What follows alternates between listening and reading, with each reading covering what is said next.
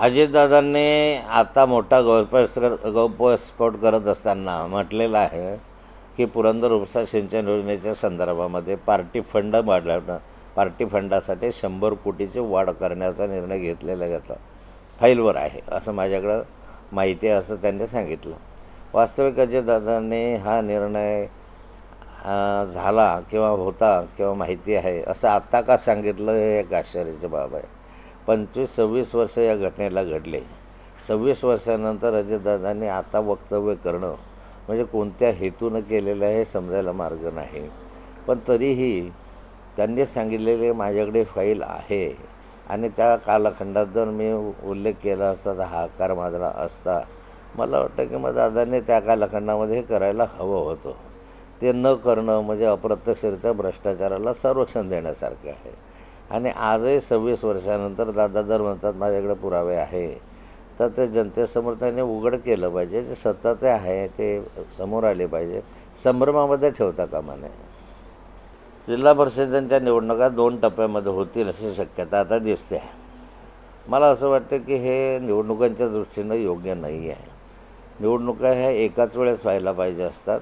त्या कालखंडात एकत्र असले ते एकत्र यंत्रणा, एकत्र प्रचार, एकत्र कार्यकर्ते अशा स्वरूपात एक चांगलं वातावरण निर्माण होऊ शकतं. पण अलीकडे कोर्टाचे निर्णय झाले.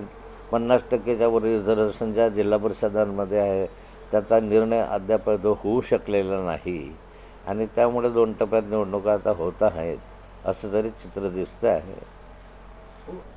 नाही, एकनाथ खडसे मुक्ताईनगरपुरतं मर्यादित असतो तर मुक्ताईनगरला शांत बसलो असतो. पण गुलाबरावांनी पण आत्मचिंतन केलं पाहिजे की धरणगावला काय झालं त्या संदर्भामध्ये. इथं तर माझा पक्ष उभाच नव्हता. कोणत्याही राष्ट्रवादी काँग्रेस पक्षच उभा नव्हता. त्यामुळे मी हारलो का जिंकलो हा प्रश्नच कुठे येतो आहे. तिथे तुम्ही उभे होते. तुमचं गाव होतं. तुमच्या गावामध्ये काय चित्र दिसलं अगदी दिसतं आहे तुम्हाला. मी सर्वांना शुभेच्छा मकर संक्रांतीच्या निमित्तानं देतो. तिळगुळ घ्या, गोड बोला हा मकर संक्रांतीचा संदेश आहे.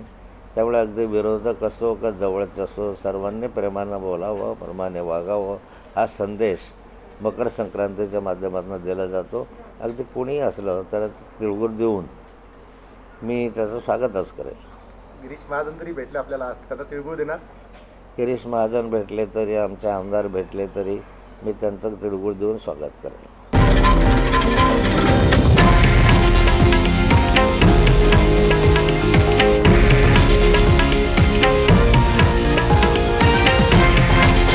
हे आहे देशातील नंबर 1 न्यूज नेटवर्क आणि आपण पाहत आहात TV9 मराठी, एकमेव.